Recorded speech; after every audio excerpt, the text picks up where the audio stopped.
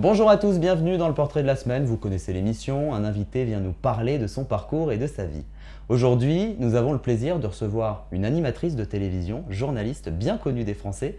Bonjour Audrey Pulvar. Bonjour, merci de me recevoir. Comment allez-vous?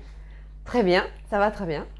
Alors pour démarrer ce livre consacré à votre histoire, on va commencer avec l'enfance.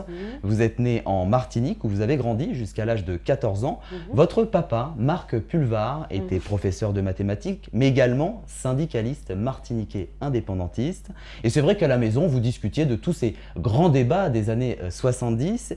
Est-ce que ça a pu développer chez vous une envie de changer le monde? Oui, mais forcément, de toute façon, quand on est jeune, souvent on a envie de changer le monde. Et moi, j'ai eu la chance de grandir dans une famille qui était très engagée, qui était très ouverte sur le monde, très politisée. Donc, j'ai baigné dedans quand j'étais petite. Il y avait des discussions politiques tout le temps à la maison. Et je suis née au début des années 70, donc c'était toutes les grandes questions du féminisme, les questions de décolonisation, le mouvement des non-alignés, la révolution cubaine. Enfin, tout ça était mon pain quotidien. Et quand le mur de Berlin est tombé en 89, que le bloc soviétique s'est lézardé et effondré, moi j'avais 18 ans, donc 17 ans et demi. Donc je suis, voilà, toutes mes années d'enfance et de formation qui font de vous un adulte ont été des années traversées par tous ces faits historiques et qui en plus étaient vraiment à la maison très discutés, commentés.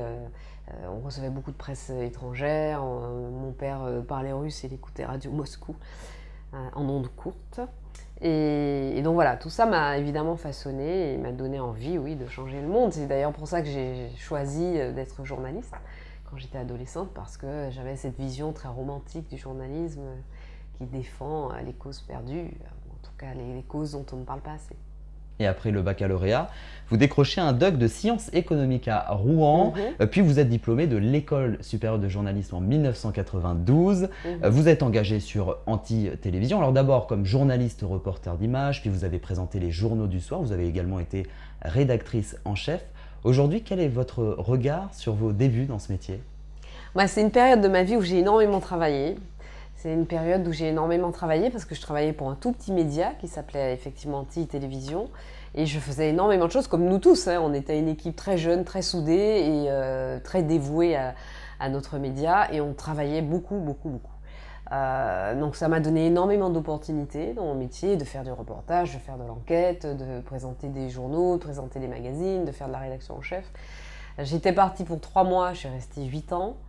Parce que c'était passionnant de construire ce média, d'apprendre mon métier. Je l'avais appris un peu à l'école, mais c'est sûr que c'est au contact du terrain que vous apprenez l'essentiel de ce métier. Et donc, pour moi, ça a été des années avec plein d'opportunités, mais vraiment, après, j'ai jamais arrêté de travailler, mais je me souviens que cette entrée dans le monde du travail, j'avais commencé à Paris dans la presse professionnelle, mais dans l'entrée sur le terrain avec ATV, ça a été des années vraiment d'abnégation totale vis-à-vis de mon travail. Et puis bon, moi j'étais rentrée pour 3 mois en me disant que j'allais revenir ensuite et commencer à chercher du travail dans les rédactions parisiennes. Donc au bout de 8 ans, je me suis dit il est temps de bouger parce que sinon je serais restée là-bas. Et je suis revenue, j'ai tapé à toutes les portes, j'ai fait le tour des rédacs. Mais cette expérience, elle m'a servi justement parce que c'est vrai que quand j'allais voir des patrons de chaîne, j'avais vraiment un bagage à défendre.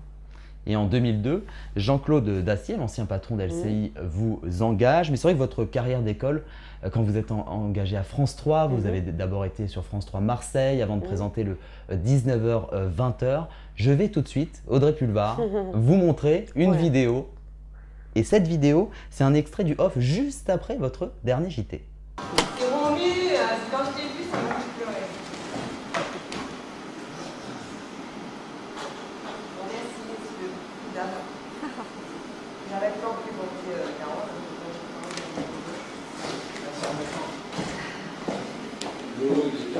Bon, allez. France 3, pour moi, c'est une période très importante dans ma vie professionnelle, puisque c'est le moment où tout a basculé pour moi. Et c'est une rédaction dans laquelle j'ai énormément appris. C'est des gens, j'en parlais encore ce matin là, avant de venir à cette interview, parce que j'ai croisé une consoeur de France 3 qui me disait mais tu nous manques et tout, et eux aussi ils me manquent. Évidemment, alors, je suis passée dans plein de rédactions et à chaque fois j'ai appris des choses, à chaque fois ça a été un moment nouveau dans ma carrière, etc. Chaque fois ça a été des étapes importantes. Mais France 3, c'est une chaîne à laquelle je reste extrêmement attachée. J'y ai rencontré des gens hyper professionnels, extrêmement dévoués, qui ont un sens du service public voilà, que j'ai rarement rencontré, qui ont un sens de ce métier, un respect pour ce métier qui moi, force mon admiration. J'ai appris des choses avec France 3, j'ai appris des choses sur ce métier, j'ai appris des choses sur la vie, j'ai grandi, ils m'ont fait grandir, ils m'ont fait mûrir, les gens de France 3, de la rédaction de France 3, et ils ont une place vraiment très très à part dans mon cœur, très très particulière. Un parcours qui se poursuit sur iTélé, à la présentation du 18h-20h. Vous êtes également engagé à France Inter pour présenter le 6h-7h. D'ailleurs, c'est une tranche d'info qui a donné une place de choix à l'actualité internationale. Et c'est vrai qu'à ce moment-là, vous avez confié aussi que c'était votre première fois en radio, Audrey Pulvar, et c'était assez symbolique, France Inter. Oui, bien sûr, parce que France Inter, évidemment, c'est la radio que j'écoutais depuis toute petite. Et c'est une radio que j'aime beaucoup, que j'écoute encore énormément, même si j'écoute d'autres radios généralistes. Mais France Inter, ça reste la chaîne radio à laquelle je suis viscéralement attachée. Et moi, rentrer à France Inter, si on m'avait dit ça quand j'étais étudiante, j'aurais pas cru, quoi. C'était déjà rentrer dans le bâtiment. Alors, au moment où j'y étais, la maison de la radio était en travaux, donc France Inter était à côté, mais quand même, je passais devant la maison de la radio tous les jours et je me disais, mais je travaille là, quoi. Le rêve. Pour moi, c'est un rêve. Et l'année suivante, vous êtes également chroniqueuse dans l'émission On n'est pas couché, présentée par Laurent Ruquier sur France 2. Vous étiez aux côtés de Natacha Polony, ce duo. Vous avez fait face à de nombreux invités, que ce soit des chanteurs, des humoristes, des écrivains, des acteurs, mais également des hommes et femmes politiques. Est-ce qu'être considéré par la presse comme un sniper, ça a été une force pour vous ? Ça n'a pas tout à fait été une force parce que c'est pas le rôle dans lequel je me préfère, entre guillemets, c'est très présomptueux de dire ça, parce que moi, mon métier, c'est journaliste. Ce que j'aime, c'est poser des questions, c'est créer des moments de vérité avec des invités, et ça ne passe pas forcément par de l'agressivité, ça ne passe pas forcément par de l'opposition, du conflit. Alors que dans On n'est pas couché, le dispositif de l'émission fait que c'est très difficile d'établir autre chose qu'une relation conflictuelle avec les gens que vous interviewez. Et pour moi, On n'est pas couché, c'est une superbe expérience. Je ne regrette pas du tout. C'est une superbe expérience. Ça a été là aussi un endroit où j'ai beaucoup appris, où encore une fois, j'ai mûri, j'ai changé dans ma façon d'interviewer les gens, de faire les choses. Mais c'était difficile pour moi de créer, par exemple, ça m'est arrivé avec un chanteur comme Philippe Laville, avec Jean-Marie Bigard, tout simplement parce que je lui ai dit, tous mes amis me disent « Oh mon Dieu, on n'est pas couché, tu vas devoir interviewer Jean-Marie Bigard et tout ». J'ai dit « Ben voilà, c'est arrivé, c'est aujourd'hui ». Et vous savez quoi, j'ai très envie de savoir qui vous êtes, parce que j'avais lu sa biographie et tout ça, j'avais trouvé très touchant Jean-Marie Bigard. D'ailleurs, je ne suis pas étonnée que récemment, il ait eu un moment d'émotion à propos de sa vie, parce que c'est vrai que quand on s'intéresse à la personne qu'il est vraiment et à sa vie, on se rend compte que les choses sont extrêmement contrastées et qu'il a vécu des périodes extrêmement difficiles dès l'enfance. Mais ces moments-là, ils ont été, à mon sens, trop rares par rapport au nombre de personnes que j'ai reçues avec Natacha et évidemment sous la direction de Laurent dans cette émission. Et moi, je suis plutôt tendance, je ne sais pas comment ça va être interprété, mais ma tendance naturelle serait plutôt de recevoir les gens et de les interviewer dans sur un mode plus empathique, comme le fait par exemple Michel Drucker, en étant évidemment très précise quand il s'agit d'hommes et de femmes politiques. C'est plutôt ça mon tempérament que ce qu'on a pu voir dans On n'est pas couché. Et aujourd'hui, bon, les choses sont complètement différentes, mais j'ai une émission politique tous les dimanches soirs. Alors certes, évidemment, il y a eu le moment tapis, etc. Il y a des moments où il y a de l'électricité, mais la plupart du temps, moi, ce qui m'intéresse, c'est vraiment de faire progresser les idées, donc de faire intervenir des gens qui débattent, qui apportent quelque chose, qu'on soit d'accord ou pas, qu'eux soient d'accord ou pas entre eux, mais qu'on établisse un niveau de langage et de communication qui est un peu plus intéressant que le fait de mettre des gens qui se hurlent dessus l'un en face de l'autre. Et à cette même période, vous avez été aussi marraine de l'opération annuelle 24 jours pour 24 enfants. C'était organisé par l'association la chaîne de l'espoir. Et je vais tout de suite vous montrer, Audrey Pulvar, une vidéo où vous parliez de votre rôle de marraine. On n'a pas souvent l'occasion dans nos vies confortables, même si dans notre pays aussi il y a des situations de misère révoltantes, mais on est quand même dans un pays où les choses vont à peu près normalement, où on peut se faire soigner. On n'a pas souvent l'occasion de se rendre vraiment, vraiment utile au-delà de l'indignation quotidienne. Et bien là, avec la chaîne de l'espoir, j'en ai l'occasion, vous en avez l'occasion, et c'est un petit peu ce que je voulais dire à ceux qui nous regardent, à ceux qui vont suivre cette opération, leur demander de se mobiliser, de mobiliser leur énergie, de donner des sous pour aider la chaîne de l'espoir à continuer, à se développer, qu'il y ait de nouveaux maillons et qu'on puisse aider le plus d'enfants possible. Ben oui, c'était un très joli moment. J'ai été marraine cette année-là, mais pendant plusieurs années, j'ai participé aux actions de la chaîne de l'espoir, je les ai soutenues.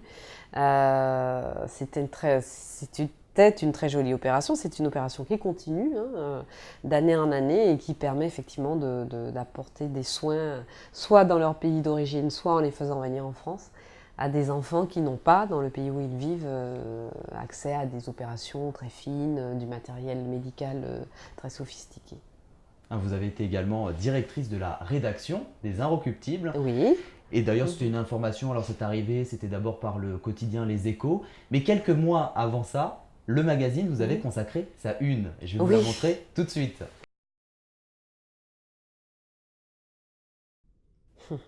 Avez-vous eu l'impression de déranger à certains moments avec ce titre? Pourquoi elle dérange? Oui, mais tout le temps. Est-ce que j'ai eu l'impression? Est-ce que j'ai l'impression? Mais bien sûr. Alors ça, c'est les Érocs qui avaient titré à ce moment-là Pourquoi elle dérange, parce que je pense que c'était une époque à laquelle j'étais à France Inter et à On n'est pas couché. Mais j'étais déjà la cible d'attaques diverses et variées. Mais bien sûr, ça continue. Mais écoutez, qu'est-ce que vous voulez que je vous dise? Les gens qui rouspètent, qui se plaignent ou qui me harcèlent s'intéressent plus à moi que je ne m'intéresse à eux. Donc je les laisse faire et je fais ma route. Une autre émission a marqué votre parcours, je parle bien sûr du Grand 8 sur D8, un programme présenté par Laurence Ferrari. C'est vrai que dans ce talk show, vous étiez accompagnée de Roselyne Bachelot, Absa Toussi, Elisabeth Bott, entre autres. Est-ce que l'on peut dire que c'est un Grand 8 de bons souvenirs, Audrey Pulvar? Oui, bien sûr. Bien sûr, ça a été 3 années, 3 saisons pour moi. J'ai revu encore récemment des images parce qu'il y avait une équipe qui voulait faire un portrait de moi. Et ça a été 3 années c'est une parenthèse dans ma vie professionnelle. Mais une parenthèse complètement dingue, complètement... voilà, on a fait une parenthèse inattendue finalement. Oui, inattendue, oui, elle était très inattendue. Mais voilà, c'était un moment, moi ça m'a permis de rencontrer, alors je connaissais Laurence, je connaissais Roselyne, je ne connaissais pas Absatou, mais surtout j'ai rencontré quelqu'un qui est devenu mon amie très proche, c'est Elisabeth Bost, que je ne connaissais pas. Et Elisabeth, c'est ma fée, je la surnomme ma fée. C'est vraiment devenu mon amie, on est très très proches, on s'aime beaucoup. Donc déjà, le Grand 8 m'a permis de me faire une amie de plus. Et puis ensuite, ça a été 3 années de déconnade, de délire, d'éclats de rire, de coups de colère. Tout ça, c'était sympa. Et sur cette même chaîne, actuellement, vous présentez Pop-up. Dans ce magazine, vous décryptez toute l'actu ciné, musique, art. D'ailleurs, vous avez confié dans une interview à l'Express, en décembre 2016, que dans ce programme, vous êtes vous-même. Est-ce que finalement, parce que ça reflète bien votre personnalité? Mais disons que c'est une émission qui me ressemble et c'est une émission qui ressemble à ce que j'aurais voulu faire comme émission culturelle. À mon sens, il manque une partie sur les livres, donc j'en glisse un peu à la fin de l'émission à chaque fois. Mais cette émission, je l'ai construite avec l'agence CAPA. On l'a tricoté maille à maille, ou plutôt comme ça pour tricoter. Et vraiment, c'est une émission à laquelle on tient énormément. Alors malheureusement, elle n'a pas encore rencontré son public, mais c'est une émission qui, je crois, est une émission de qualité, très objectivement, sans fausse modestie. Et c'est une émission qui me ressemble parce qu'elle est... comme je dis, elle ne se prend pas au sérieux, quoi. C'est-à-dire qu'elle parle de choses sérieuses sans se prendre au sérieux.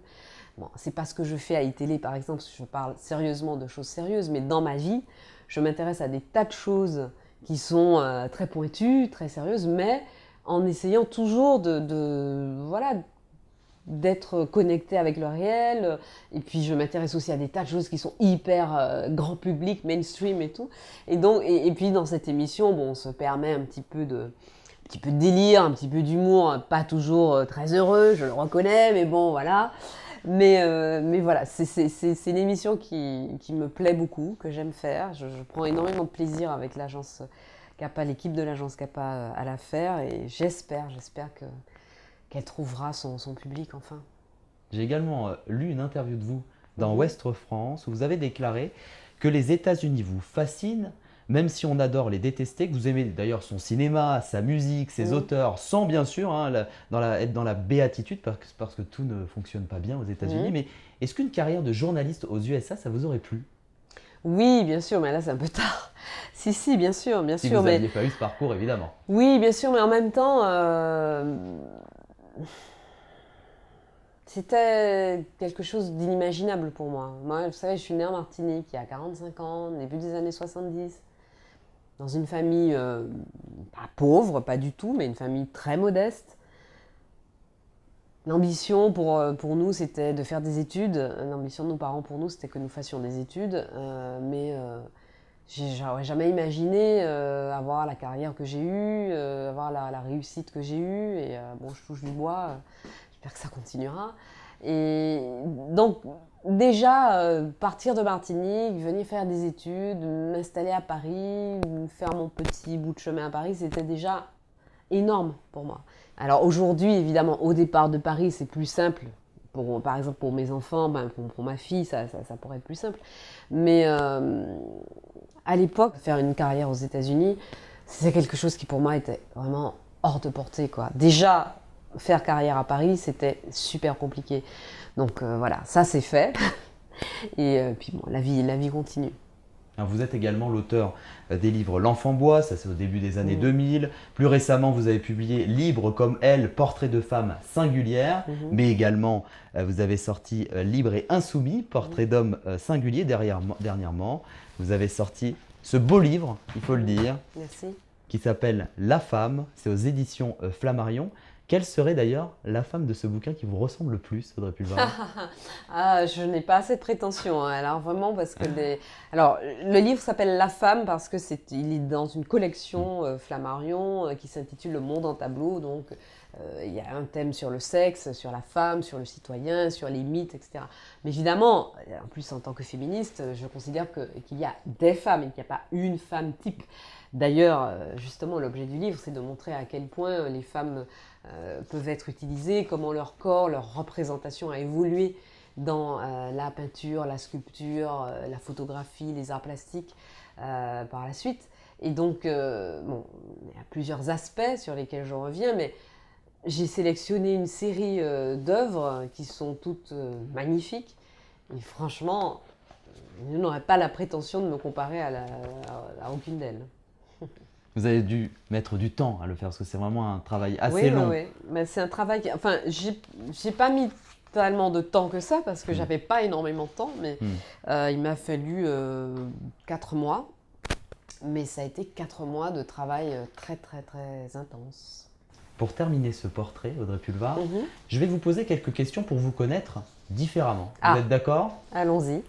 Quel film résumerait le mieux votre vie? Oh là là, alors là, je pense à un film dont j'oublie le nom du réalisateur qui s'appelait Les Heures, qui était une adaptation du roman Les Heures. Enfin, c'est trois destins de femmes qui se croisent et c'est un film qui me parle particulièrement. Je pense au film Magnolia de Paul Thomas Anderson, qui est un de mes films préférés. Et un film qui résume ma vie, je sais pas, peut-être l'adaptation de Black Boy ou La couleur pourpre, un film comme ça. Quelle est la fleur que vous aimez le plus? La pivoine blanche. Êtes-vous plutôt mer ou montagne? Alors, je suis les deux. Évidemment, plutôt mer, naturellement, parce que je suis née dedans. C'est vrai que c'est quand même... moi, j'adore le ski, j'adore la montagnité, je trouve ça génial. C'est quand même, à propos du ski, c'est quand même plus simple de mettre un maillot de bain que de mettre une combinaison de ski, des gants, des sous-gants, des gants, des bottes, des ci, des ça. Donc, bon, avec l'âge, je préfère la mer. Et pour terminer, quelle est la chose que vous détestez le plus? Oh, il y en a. Je déteste pas les gens, mais il y a des choses que je déteste. Je sais pas. Peut-être une déjà, j'aime situation. pas le désordre. Ça, c'est la première chose. Je suis pas maniaque, mais j'aime pas le désordre. Je crois que l'objet qui m'horripile le plus, à part les cheveux dans la salle de bain, l'objet qui m'horripile le plus, c'est un cintre vide. Parce que je trouve qu'il n'y a rien de plus con qu'un cintre vide. J'aurais pas pensé à ça. Et ça traîne, et c'est là, ça ne sert à rien. Et quand vous mettez un vêtement dessus, ça prend tout son sens. Mais vide, ça ne sert à rien. C'est là, c'est moche. En plus, quand ils sont en fer blanc, là, c'est super moche. Et je déteste les cintres vides. Mais je pense que je devrais consulter. Bon, on va aller voir tout de suite dans nos loges pour voir si on n'a pas de cintre vide. Merci beaucoup Audrey Pulvar d'avoir accepté notre invitation, d'avoir passé ce moment pour parler de votre parcours. Merci à vous. Et merci à vous tous de nous avoir suivis. On se retrouve la semaine prochaine pour découvrir une nouvelle personnalité. Prenez soin de vous.